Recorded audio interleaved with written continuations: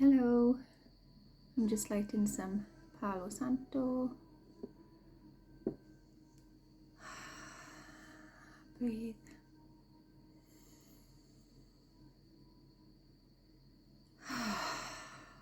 Sigh it out. What are you releasing today? Releasing. Yes, I do have a slight speech impediment. For those of you who are wondering if I'm stoned or drunk, no, I'm not. I don't do any of those things. I'm just naturally slow. So take some deep breaths.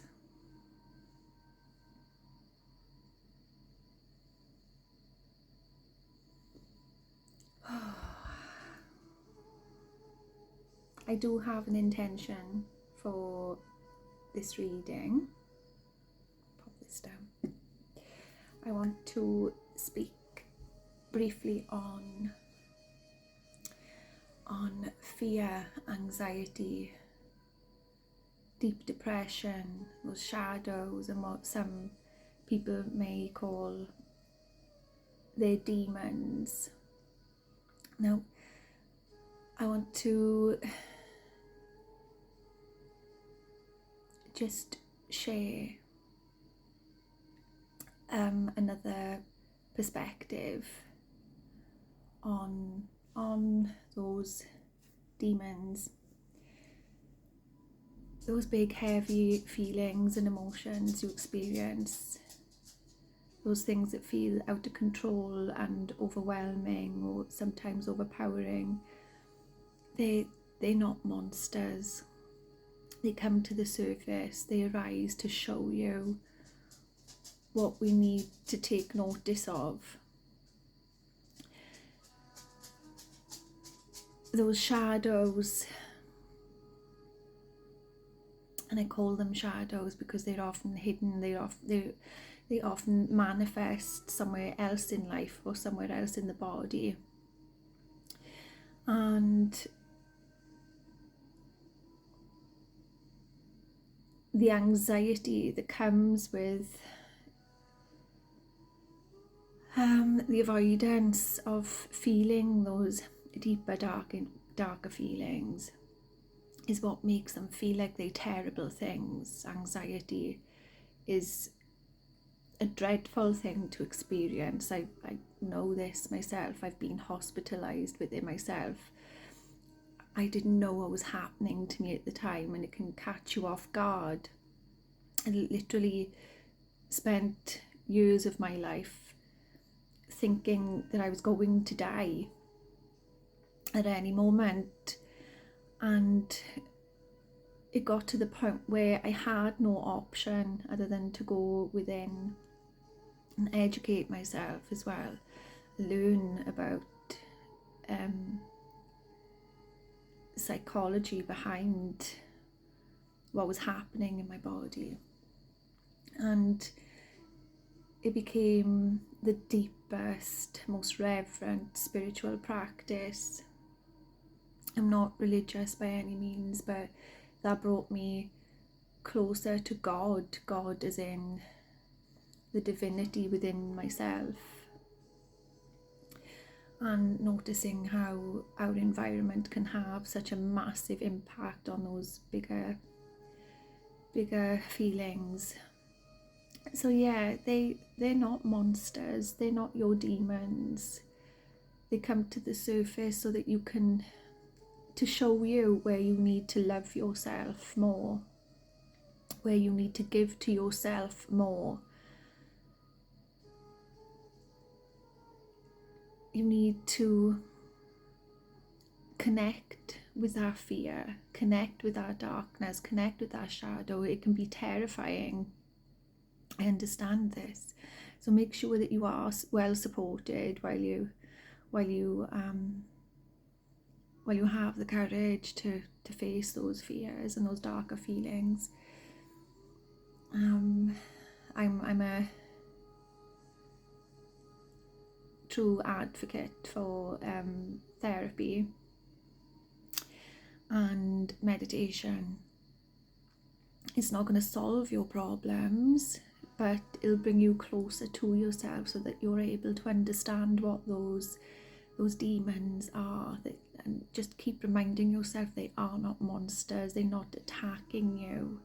Anxiety is not attacking you, fear is not attacking you, depression is not attacking you.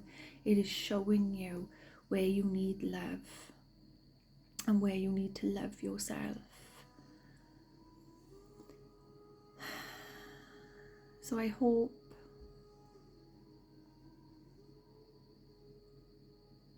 that from this you can maybe feel into those things that you've been avoiding, which takes courage, a lot of courage, but at the end of it you'll understand where those darker feelings are coming from. They're not things to fear, they're things of life. We're made of shadow and light. It's all the same thing. So please recognize that there's nothing to fight within yourself. You don't need to get rid of anything. It's literally a change of perspective and how you speak with yourself, how you be with yourself. Don't be scared of silence, don't be scared of darkness. They're part of the whole, they're part of you. So I hope you have courage to maybe go within and speak with yourself kindly and lovingly, and offer yourself the world of your own compassion.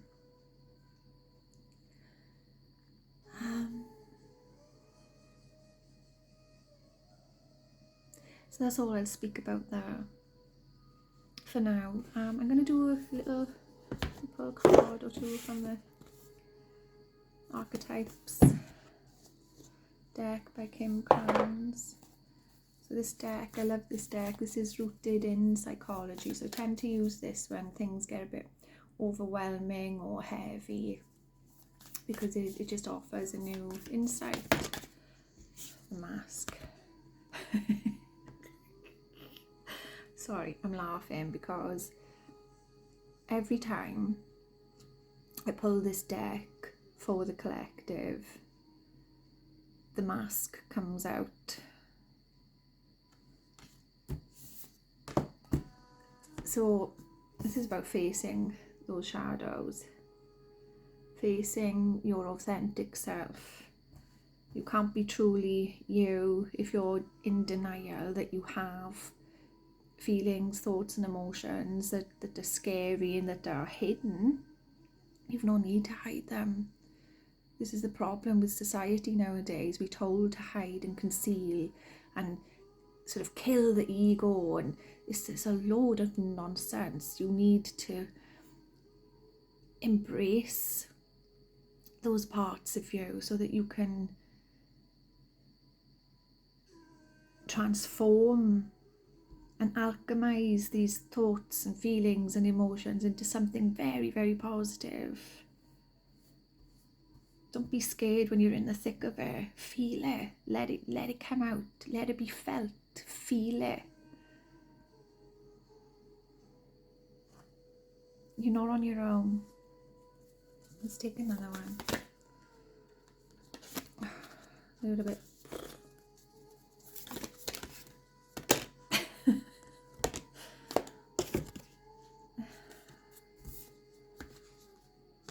Nope. Let me ground my energy. Excuse my sniffing and my squeaky nose. I have a bit of a cold.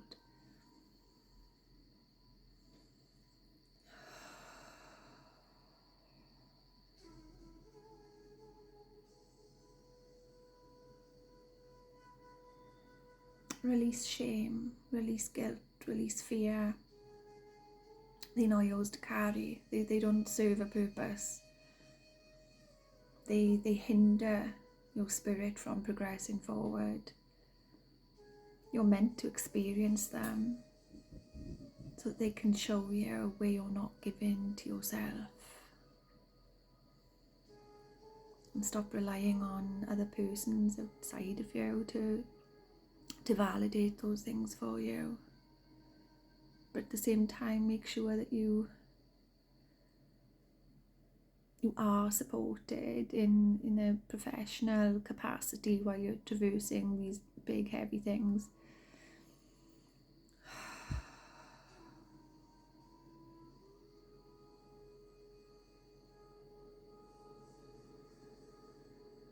Don't fear your feelings.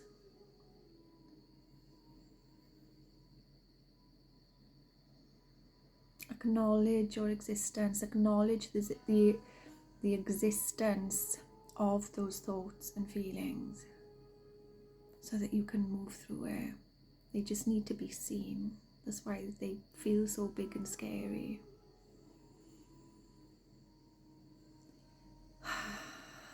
Befriend and love those parts of you that are concealed. There's no shame in them. No shame.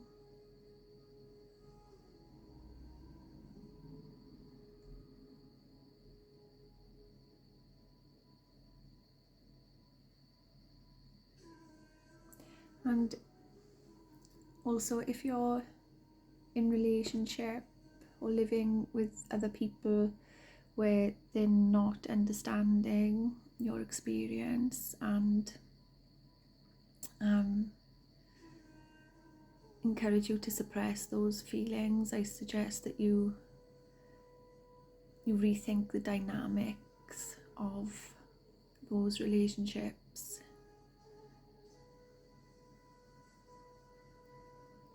And maybe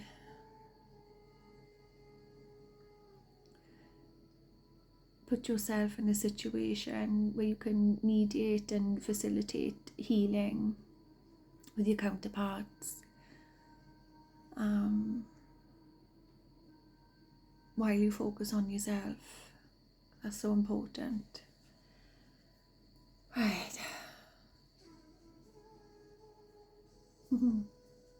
A lot of people are not going to like this message. Nobody likes a truth teller. We lie to ourselves all the time. I've been guilty of it most of my life. That's why I'm able to do this, because I've been forced to face those big, dark, deep and heavy feelings, thoughts and emotions. If you knew my story, you'd wonder how on earth I'm able to show up. But I am, because I want to. I want to live. I want to feel. I want to experience living.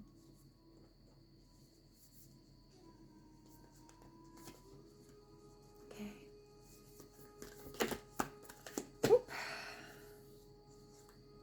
The Lover, the King, the Stone.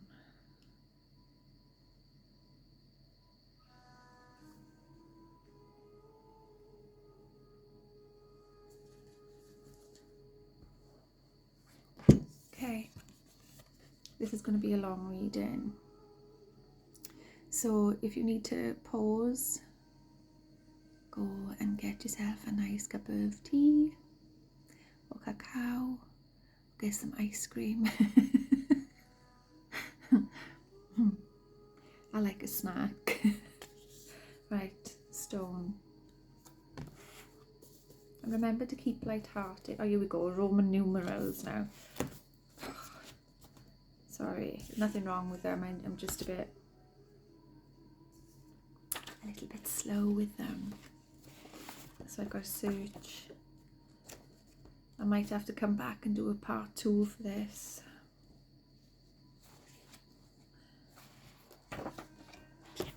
And get the pages ready.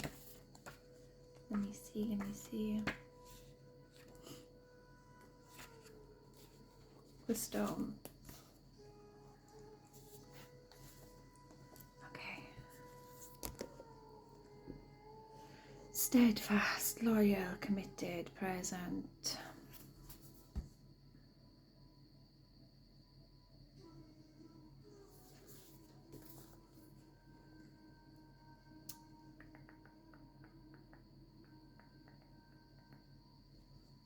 Okay, sorry, I'm just reading the guidance on working with stones and their significance in certain religions and cultures. I'll read the guidance. The stone, the eternal, the anchor, the rock. The stone holds psychic and literal weight. Its energy is one of permanence, concreteness and reliability. The stone's ability to transform is nearly imperceptible to us, as it changes ever so slowly over countless human lifespans. A single stone may see thousands of generations come and go. Therefore, it contains an ancient and eternal presence. The stone is best used to anchor our wild side, so no matter how far we roam, we can always find our way back. The stone tethers us to earth, helping to ground and connect us to stillness, quiet and peace. When this card appears, it is likely the stone is a remedy for what ails us, humble and easily unnoticed. The power of the stone balances the frenzy of our world. So that's self-explanatory. So there are things you can do, just literally like picking up stones off the ground. Like if you go to the beach, I usually come back with one, or even if it's just a piece of earth. I always ask sort of energetically first if it's okay for me to take. I often leave offerings on my little days in nature. I usually take flowers to the water or herbs. I offer spices and crystals. So I take crystals back to the ocean or the earth. Sometimes if you see any dotted around the South Wales coast, they may have come from me. So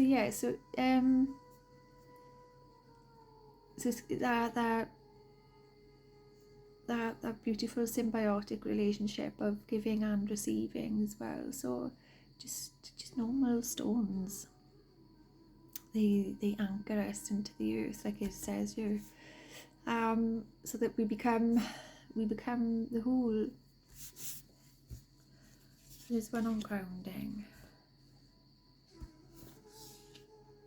Let me feel this out. I don't know whether to do the king or the lover.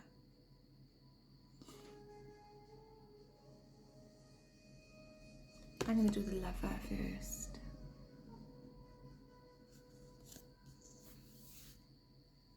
Actually, should I do a part 2?